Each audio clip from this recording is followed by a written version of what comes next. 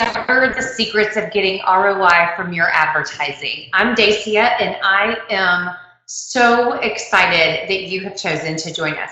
And let me tell you why. It's because if this title grabbed your attention, what you need to know is that you are already on the right path, and that is awesome.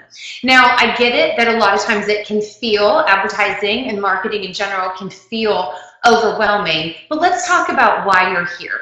You being on this webinar says to me, and should say to yourself, that you are ready to take control over how you're being perceived in the market and be one of the trend setters, one of the companies that the market actually looks to help influence the flow, and that is awesome. It also says to me that you're ready to tell the world, like, hello, we are here, and that you are ready for visibility and bigger reach, and that you don't want to waste a single dime, a single dollar, a single opportunity. And I love that kind of thinking. So knowing that just the fact that you're asking the right questions and thinking the right thoughts puts you way ahead of the game. What makes marketing and advertising specifically so complicated? Well, I think this really sums it up. Half the money I spend on advertising is wasted, and the trouble is, I don't know which half. Now, the sad part is that John Wanamaker is a pioneer of marketing. He was known for setting up one of the first department stores, and he was a master at spending smart money to get incredible attention. Everything from monuments that created meeting places to show-stopping once-a-year type of events that were way, way ahead of his time. And he is famous for this quote, and he was a master at this. And so what is it? Why does it always feel like this? Well, first of all, I don't know a marketer, a sales professional, an executive, a leader, a business owner on the planet that has not had some restless nights or some anxiety about where's the next big idea. Where is the next job coming from? How are we going to hit this revenue number or these growth goals? So the fact is that there's a lot of emotion around this, and that can make it really, really challenging. And there's a lot of variables. So some of those variables, taking an ad, for instance, did you get the message right? Does it have eye-catching, delightful design that really forces somebody to pay attention? Did you get the offer right? How about distribution? Are you going where your buyers go? Is it placed in the right place even if you are distributing it correctly? Do you have enough frequency to get past the roar in this world? And how about budget? Spending enough? Overspending? Are you getting what you needed to? We don't even have tracking on here.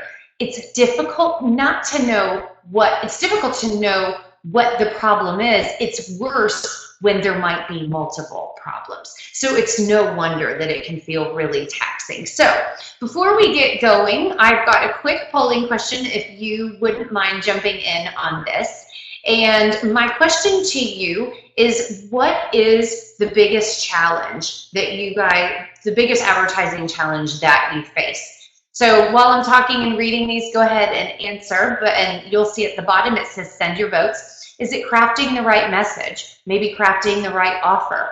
Again, like what we mentioned, distributing your message, how much to spend, tracking results, other. Let me go ahead and just give you about another 3 or 4 seconds to get your answers in and hit send.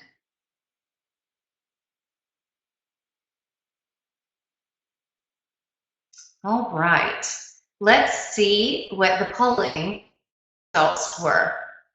Okay, crafting the right message is one of the biggest challenges. And you know what? Ironically, that is probably the top challenge that I have for the clients that come to Blender for help. So you are not alone, and messaging is difficult. The good news is today we are absolutely going to be talking about some hacks and some cool shortcuts in order to get past that. So getting right back into it, let's talk about what it takes to win at the game of advertising and to win at the game of business in general.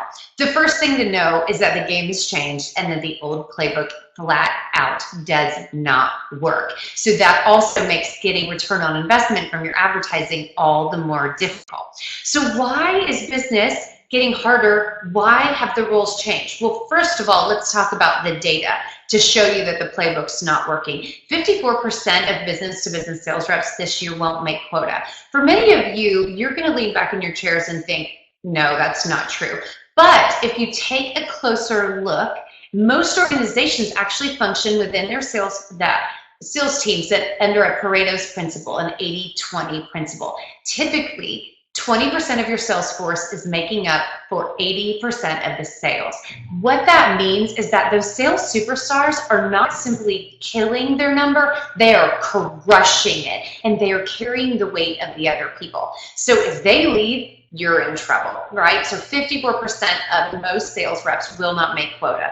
Buyers are saying that they are 70% of the way through their decision making before they even allow a rep at the table. And in their surveys, here's a quote at the bottom that you can see that they actually said, you won't even get a seat at the table if I don't know who you are. Brand awareness has begun to eclipse and trump sales relationships. So sales is getting harder. The traditional job of business development is dramatically changing when the buyer has so much control over the pre-decision making information. There is a new set of rules that is setting the buying criteria, and it's critical to know that. On average, also, there's 8 decision makers in the average buyer's decision. The average sales cycle, because of this, takes 22% longer, which just makes it even more difficult to hit your revenue numbers when there's more time involved in getting this businesses. And it takes 7 to 13 touches to get a lead. Remember how the buyer said that they are 70% of the way through? This is a symptom of that because they are looking for ways to inform and educate themselves before investing time. And so we're going to talk about when to ask for time, how to get their time, because there is something that you need before getting their time, and you cannot ask for their money until they have decided to invest their time in you. So 7 to 13 touches to get a lead. And even if you're getting out there with advertising, the world is simply getting louder. If you to give you an example, thank you so much for spending this roughly 30-40 minutes with me today, because we are spending 10 hours and 39 minutes on average of screen time. Phones, computers, TVs, any of that. On average, we're exposed to 5,000 plus brands a day. 362 of those exposures are ads. We take note, meaning kind of in the background, notice or recognize the ad of 153. We become aware of 86, meaning we start to pay attention where our brain recognizes it the next time. And 12 make an impression. Only 12. Will you be one of those today? We're going to make sure that you are at least tomorrow. And on average, talking about online messaging, 28% of the average web page, that's all that people read. That is less than a tweet. So breaking that down, it basically means that they are reading your headline, they're scanning really quickly, and they're looking at your pictures. And so how do you use a headline and pictures to capture enough of their attention and to become memorable in a way that catalyzes action? We're going to talk about how to do that. We're also getting more distracted nowadays. The average attention span in 1920 was 45 minutes. In 1980, it was 20 minutes. And today it is 8.25 seconds. 8.25 seconds. You're going to hear me repeat this number because that is what you're competing for when it comes to advertising. You have 8.25 seconds to become memorable, to become appealing, and to beat the drum of frequency and consistency in 7 to 13 touches that eventually causes action. All right? Many adults are being diagnosed with ADHD nowadays. What? Huh? And I can definitely relate to that squirrel syndrome. And even for those of us who don't have a formal diagnosis, just there's so much vying for our attention. And distractions actually steal 2.1 hours per day because it takes so much time to get back into them. 35% of time is spent in meetings. If you are an executive, especially a senior executive, that number goes up to 50%. 62% of us dine at our desks because we are behind all the time, every day. 42% check their email in the bathroom. Ugh, but it's good to know that your message might be showing up in some very odd places. Again, 8.25 seconds, that's all you've got. And 36% of people will not take their full vacation time again because they are feeling overwhelmed and they are feeling the pressure of catching up. It is difficult to ask for people's time nowadays. So are we doomed? Does this just mean the end of getting people's attention and this is too Herculean to get over? Of course not. And you know how I know? Because people are buying. They're buying every day. They're buying lots of things. They have pains that you specifically are perfectly specialized to remove, and that means they need to be buying from you. So what's it going to take? Before we talk about these 4 things, I want to clarify, because we're really going to start getting into the solution portion of it now, what I want you to take away from this. So first of all, like I said, people are buying, so it ought to be from you. Second of all, the 7 to 13 touches. Please remember that. It takes frequency and consistency over and over and over. I didn't get into these sales tactics, but it actually takes multiple touches in order to close a deal. And less than 50% of people actually follow up past the 3rd. So this frequency and consistency is absolutely important.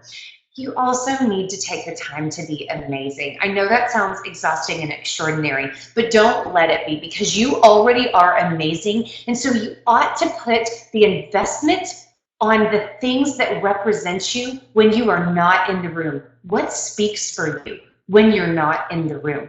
It's so important. How you are perceived makes or breaks the chance of closing a deal. Set your entire team up for success by blowing people's socks off the first time that they engage with you, and make sure all of those touches are wows, especially when it comes to your competitors. All right, have a plan that will grow your confidence, okay? Having a plan, there are a lot of variables. How do you organize those variables and figure it out? It's by having a plan and really methodical approach to being amazing that then allows you to tweak, iterate, and get better so that nobody will ever be able to catch you. And finally, the thing I want to take away as we go into the solutions portion is go do it. Do not wait for the next deal to come through, the next milestone to come through. Get out there. The idea that someday you're going to have enough money or a bigger budget or more time to focus on advertising and marketing is an absolute lie. You cannot ask people to spend attention, time, and money on you if you are unwilling to spend attention, time, and money on them. Get in the driver's seat and make it happen. Do not let this webinar simply be something that came and went and you thought that was nice, that was fun, that's great information someday.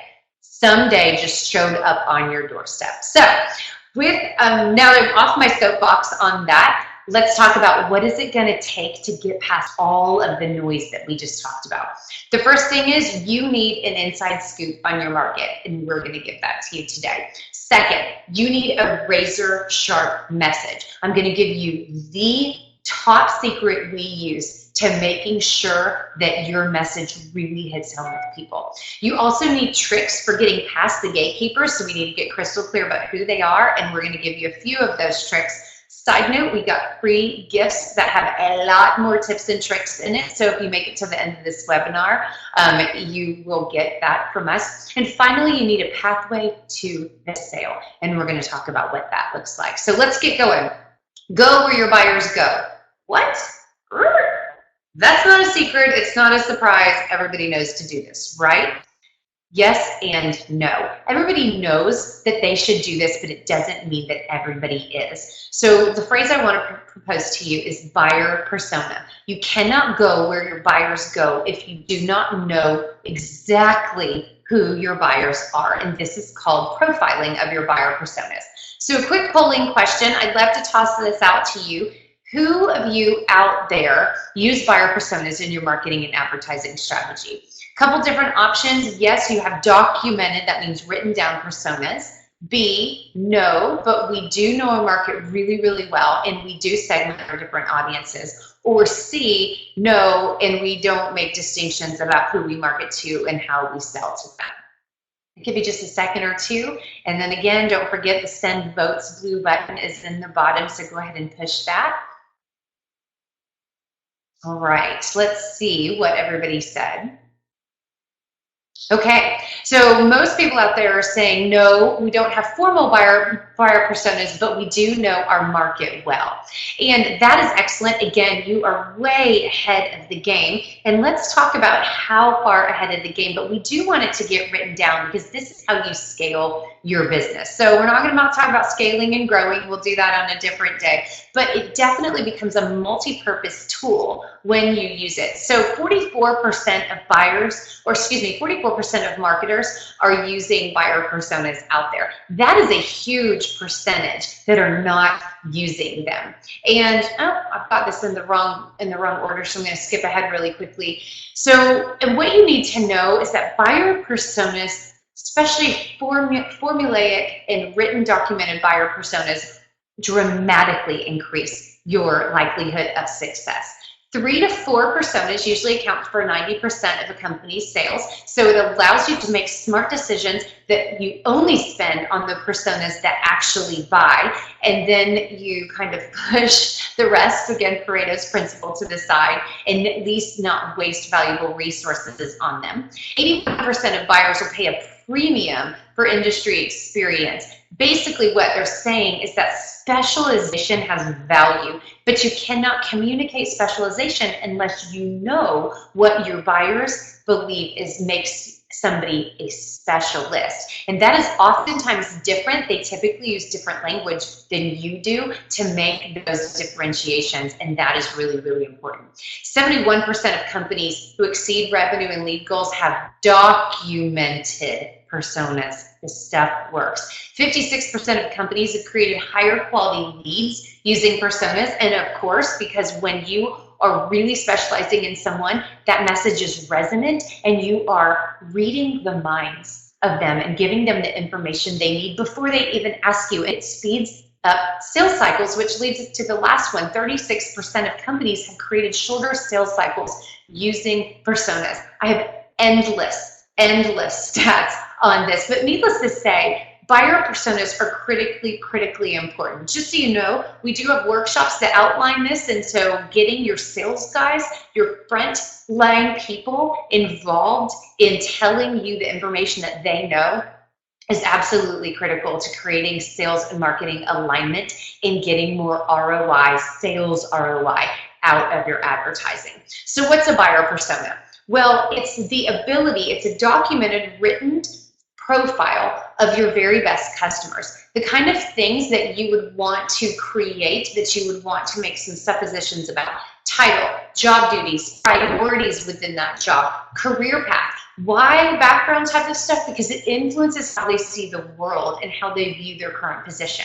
Their income, different visuals resonate with different income demographics, different wording, their gender, their age, their working hours. This helps you make decision making about when to communicate them, where do they go, when is the best time to do high value type of things like webinars. We know that most of our buyers spend time eating lunch at their desk, and thus we always put our webinars out during lunch. Is that going to be true across the board? No, but for our buyer personas, they are, and yours have certain patterns and commonalities as well. Their personality, will laughter make things better? Will poignancy, will that make it more interesting? What emotional levers would you be pushing on if you had insight into their personality? Information about their family, their car, their hobbies. These are things. Recognition is a shortcut to attention. So when you can make your advertising really look and feel like who they are, and I'm kind of getting ahead of myself, so that's a little preview into one of our hacks we're going to talk about, but when you can really make it feel like them, it grabs people's attention. So that leads us to razor sharp messaging. That's the next thing that we talked about that you absolutely have to have. And as we mentioned, it's the one thing that I know our clients really come to us for. And you guys even said it's one of your biggest challenges. So how do we get razor sharp messaging? Well, first of all, 8.25 seconds. That's all you've got. So the first thing to know is it's got to be short, short, short. So you should be thinking to yourself, whoa, if I've only got less than 8.25 seconds, how can I even develop messaging? Buyer personas tell you who they are and what they like, and then you answer and you mirror what they are already thinking. People love to buy, but they hate to be sold, right? Sell what they are already buying.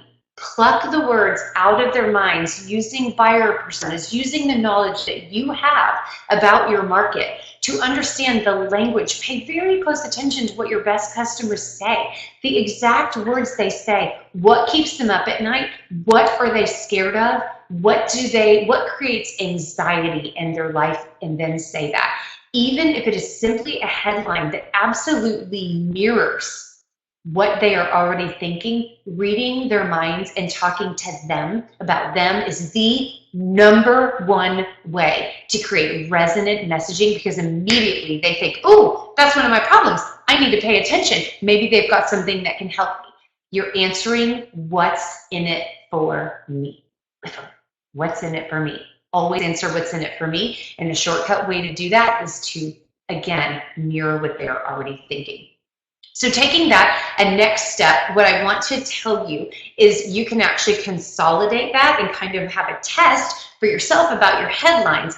People typically make decisions to remove pain, 70% actually versus 30% that make decisions for goal attainment. So when it comes to pain and what keeps people up at night, you are typically talking about the trifecta of money, time, and risk. It does not have to be all three of these. It can simply be one. But your headlines, your advertising message really, really needs to be about money, time, or risk. Again, what's in it for me? This is what they care about. So let me extrapolate that a little bit for you. Stop talking about you in your advertising. 8.25 seconds does not give you enough space or time to give your differentiator, to give specs, to give speeds and feeds, to talk about product distinctions. No, you can have calls to action where then in your 7 to 13 touches or your 5 to 12 closing touches, you have got plenty of time in the sales cycle to go through those details, and they will want that. But in your advertising, it is completely inappropriate because it simply doesn't work.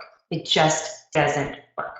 So money, risk, and time, what's in it for them, the absolute #1 shortcut to writing amazing messaging and headlines. So the next one we talked about was getting past the gatekeepers. The gatekeepers are not the secretaries. They are not voicemail. They are the eyeballs, right? People will take your phone call and will give you a meeting if you have brand awareness. We talked about the survey earlier that was confirming that. Visuals are 60,000 times faster if internalized in our brain than words are. Our eyes control what we give attention to, and gaining attention is the #1 ask that you are trying to get. So what are some of the things that the gatekeepers love? First of all, they love beauty. #1, beauty really sets you ahead. Most people don't, most companies don't take the time to make things beautiful. But we love landscapes and sunsets. We love to dress nice. We love attractive people. I mean, underlying beauty is an underlying fact of how we make decisions in this world, and it works. Data shows that beautiful imagery really allows people and invites people to spend more time. We are talking attention, time, and money that you're trying to get from them. Attention being the first one, and beauty gets you their attention faster, and then it gets you more time because people will spend more time looking at a beautiful image. The second one, so it's not just about something being beautiful, it's also got to be eye-catching, right? So exactly what is eye-catching? Well, for me, of course, it's something that jumps out and that they want to really pay attention to. So again, this goes back to the resonance, but also what we need to do is we need to accomplish memorability. So what is eye-catching and makes you memorable? Well, let's try. Let's do a pop quiz really quickly. A plane figure whose boundary consists of points equidistant from a fixed point is tick, tick, tick, tick. It's a circle. The brain processes visuals 60,000 times faster. On our pop quiz, had I showed you this and said, what is that? How fast would you have been able? Stories, visuals tell stories. Images give a lot more information to the person that is looking at your advertising than words do. Words are not eye-catching, visuals are, but specifically people love people. So the memorability piece comes from a study that was done by Stanford. And even if people preferred certain images, landscapes being one of them, or pictures of artwork or something really touching like that, later on when asked details about these, they could almost never remember the finer details of a static image compared to the kind of detail that they remembered when a person was in your image, even if it was as small as a hand. If you have to just put a pinky or a pinky toe in your image, make sure that there is something human. If you have a product, show a hand holding the product or pointing to the product, but just the immediacy of seeing a human interacting with yours really shortcuts memorability. And trust me, especially in the business to business world, you don't see people using this shortcut. So again, tips and tricks. We've got more about visual tips and tricks in our free gifts at the end, but this is one of my favorite. Use people and make sure things are beautiful. Okay, so polling question, last one, and it's pretty simple. Why do you advertise? And this is actually important in regards to your plan because it creates differences about the kind of offers that you will build and also how to determine what is successful. Are you trying to increase brand awareness, generate leads? Are you trying to keep up with the competition? Maybe you advertise because you always have. That's really common. Actually, it's not a good answer, but it's super common. Maybe it's to launch new products, and so you don't do it consistently across the board. Maybe it's something else. So let me give you just 1 or 2 more seconds and hit the send votes button on the bottom. All right, let's see what you guys said.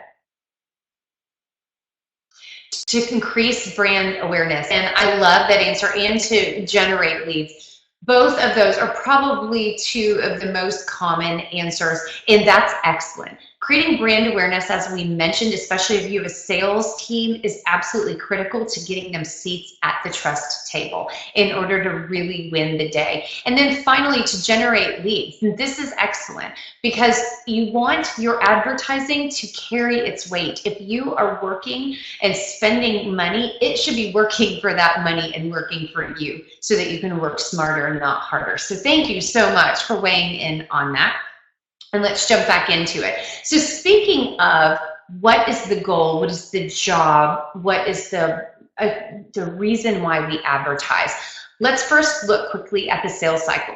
If you break down the sales cycle really simply, there's 3 different segments. The first one, of course, is generate interest. So who are you? Do you have something that I believe can help me? And do I remember your name? So in the first portion, we are asking for attention. The second part, build trust, is are you who you say you are? You said some pretty neat things about helping me get out of my pain or problems. You seem to specialize in me. Can I trust you? So then moving through that, the final portion, of course, is close the deal. Can I trust you enough to give you my money? So in the generate interest, you have to create excitement. Again, what's in it for me? Mirror, the shortcut to that is mirror what they are already worried about. So sell what they are already buying. But then as they get closer to making that buying decision, it's about removing fear. So this is social proof, testimonials, stories, information about you. By that point, you have gone through the sales cycle and you have earned the right to talk about yourself and to really prove that you are who you say you are. So making sure that you put it in the correct order is critical. But getting back to advertising, advertising lives in the generate interest section. So I've said this multiple times, and that's because I really, really want you to take this away. You need a time and attention before you can ask them for their money. So attention is the first one that we are looking for in advertising. You have 8.25 seconds to get it. And I want you to think about the buyer's journey. So we went through the sales cycle, but in regards to generating interest, there's actually a journey in that 8.25 seconds and those 7 to 13 touches. So the first is, who the heck are you? I've never heard of you. You're not even radar. It's awareness, right? After that, after they've heard from you a couple times and they're aware of who you are and what you do, and you're starting to sink into their memory banks, have you piqued interest? So again, we call it generate interest, this whole section, but they have to go from awareness into interest, like, and maybe you're trying to get them to think, I've never thought of it that way, or wow, can you really help me like that, or wow, I didn't know that there was this kind of solution that you offer. So interest in the fact that change is going to be less painful than choosing a new, or staying where they're at, that change will be less painful than staying in the pain that they're at right now. Then in the same generate interest section, they need to move into desire.